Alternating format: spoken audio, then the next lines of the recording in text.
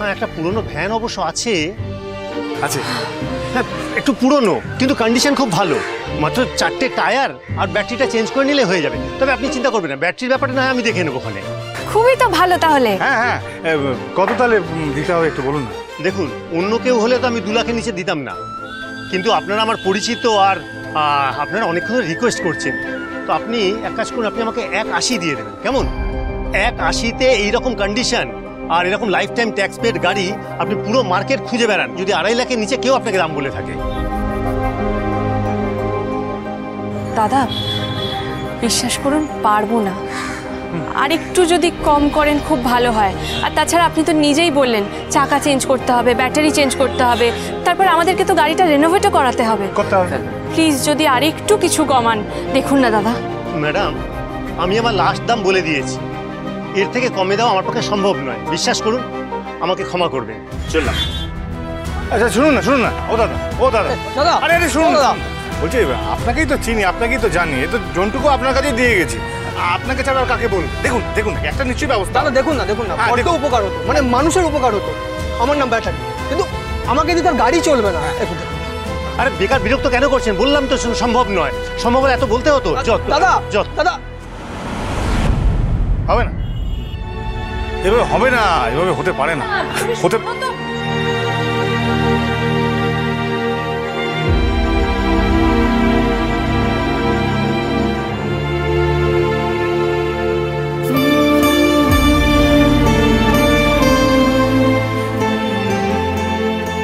ঝন্টু ওর একটা soft corner.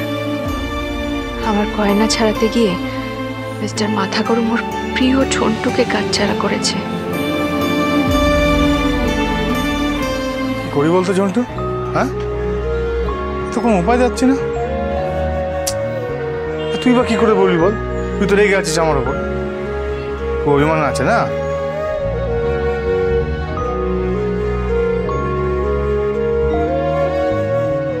তুমি এভাবে ঝন্টুকেও নিজের কাছ থেকে সরিয়ে দিয়েছিলে, এখন কষ্ট হচ্ছে তো ওর জন্য? হ্যাঁ কষ্ট হচ্ছে, কিন্তু কি করব? আসলে কিছু জিনিস কষ্ট হলে মেনে নিতে হয় পূজা। একটা কাজ করি, আমরা ঝন্টুকে ফেরত নিয়ে যাই। তোমার এই গয়না বন্ধ দেওয়ার যে টাকা, সেটা দিয়ে গাড়ি না কিনে ঝন্টুকে ফেরত নিয়ে চলে যাই। দেখো এমনি ওই টাকাতে অ্যাম্বুলেন্স কিছু হবে না, বরং ঝন্টুর পিঠে চড়ে আমরা এই পথে যদি না শেষ হয় তবে কেমন হতো তুমি বলো তো, বলো বলো, আমরা দুজনে বাইকে ছোট ছোট ঘুরে ঘুরে বেড়াবো, কেমন হতো বলো? আরে বলো, চুপ করে আছো কেন? বলো। স্যার পূজা ম্যাডামকে বকবেন না। আর বকবেন না, এলেন বড় বড়। এই তুমি সবসময় এইভাবে আমার সাথে কথা বলো কেন গো? হ্যাঁ, আমার কিন্তু একদম ভালো লাগে না, বলে দিচ্ছি, একদম আমার সাথে এইভাবে কথা বলবে না। আচ্ছা তুমি আগে কথা বলতে ঠিক করে শেখো, তাহলে এই ধরনের কথা তোমার শুনতে হয় না। কথা বলতে পারে না, বড় বড় কথা সারাক্ষণ যে কথা বলছে।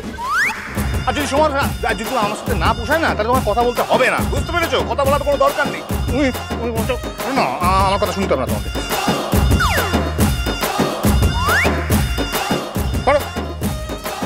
কি হচ্ছেটা কি? হ্যাঁ কি আবার হবে? যা আবার তাই হচ্ছে। আশ্চর্য, জোর করে আমার গলায় ঝুলেছে। আশ্চর্য মেয়ে, সামান্য আসলাকে ভয় পায়, বড় বড় কথা। একদম বাজে কথা বলবে না। ঠিক বলেছি, ভীতু তুমি। ঠিক বলেছো। ভীতু তুমি। আসলের সাথে কি সম্পর্ক? আসলের সাথে সম্পর্ক আছে। তুমি খালি মুখেই বড় বড় হম্বিতম্বি করো, আদতে তুমি একটা ভীতু। আমি ভীতু? হ্যাঁ, এই খবরদার বলছি। হ্যাঁ কি খবরদার? একদম। হ্যাঁ, আসলাকে ভয় পায়। আবার শুরু হলো। আরে চমৎকার চমৎকার চমৎকার চমৎকার চমৎকার। কি চমৎকার? তার মানে হয়ে গেছে না? আরে একটা কাক বুঝলেন, আমার এখানে বাসা বেঁধেছিল, সে আমাকে রোজ ডিস্টার্ব করতো। আরে এমন কি হয়েছে, একদিন তো আমার মাথায় হেগে পর্যন্ত দিয়েছে বুঝলেন। আর আপনাদের এই দুজনের ঝগড়া শুনে না সে পালিয়ে গেছে, বাঁচা গেছে।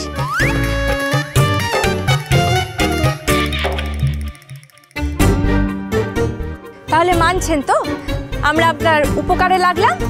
তাহলে এবার যদি একটু কম সম করে গাড়ির একটা ব্যবস্থা করে দেন। সরি ম্যাডাম, সেটি হচ্ছে না। হ্যাঁ চলি।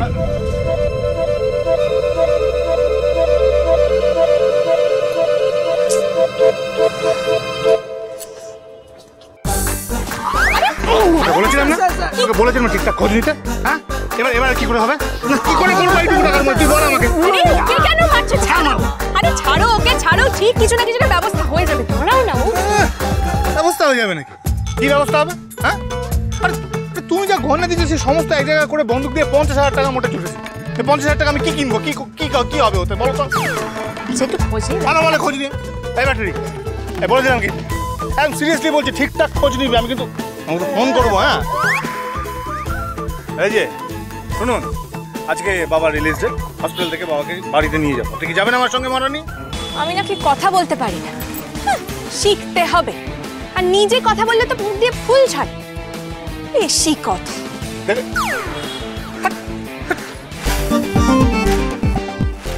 সব সময় এত অধৈর্য না, লোকটা ভালো লাগে।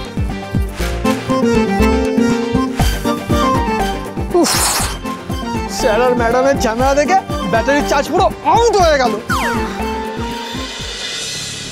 সারাক্ষণ শুধু খেতে। অটো অটো যাবে তো? চলো চলো।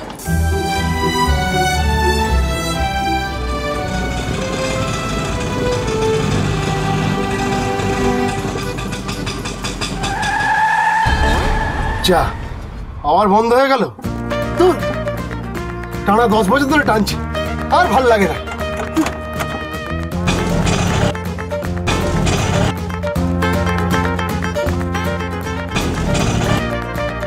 কি হলো? কি আর হবে দাদা, যা অবস্থা দেখতেই তো পাচ্ছেন। সবে সার্ভিসিং করিয়ে আনলাম, এর পেছনে ভালোই টাকা নষ্ট করছি জানেন। সারাদিনে যা কামাই সব এর পেছনেই ঢুকে যাচ্ছে। এটা আমার পাগল করে দেবে জানেন দাদা, পাগল করে দেবে।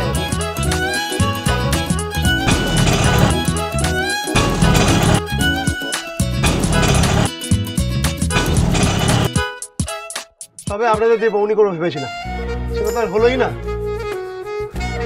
দাদা আপনারা নেমে যান দাদা,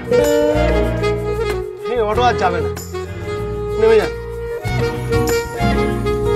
এটাকে আমি বেছেই দেবো, বেছে দেবো। কি বিক্রি করবেন?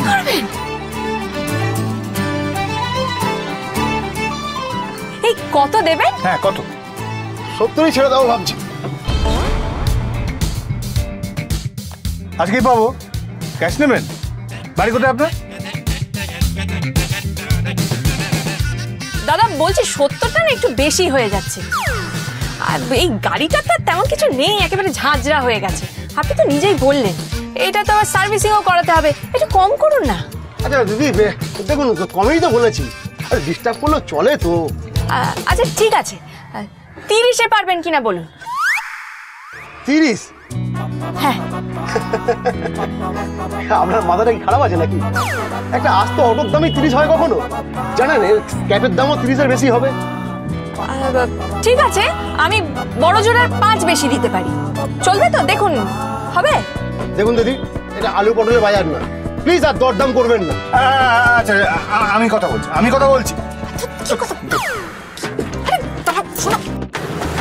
কি বলছিলাম যে তুমি চুপ করো, তুমি এসব পারো নাকি আমাকে রোজ সকালে দরদাম করতে? আরে চুপ বলছি না, চুপ। দাদা দেখুন তো ওই টাকায় হয় কিনা। বললাম তো হবে না। এই দেখুন, যান তাতে ফ্রিতেই নিন যান। এই সত্যি ফ্রিতে দেবেন? দাদা আপনার বউ তো আচ্ছা পাগল। হ্যাঁ তা মানে একটু। আচ্ছা আচ্ছা ঠিক আছে, আপনারও থাক আমারও থাক, 50,000। হ্যাঁ এটাই কিন্তু ফাইনাল রফা, এতে হয় কিনা বলুন। না না দেখুন, আমি তো কমেই বলেছি। হবে না, হবে না, হবে না। আরে হবে হবে, আপনার ঠিক পুষিয়ে যাবে। হ্যাঁ আরে আমি বলছি, হিসেব করে দেখুন আপনি।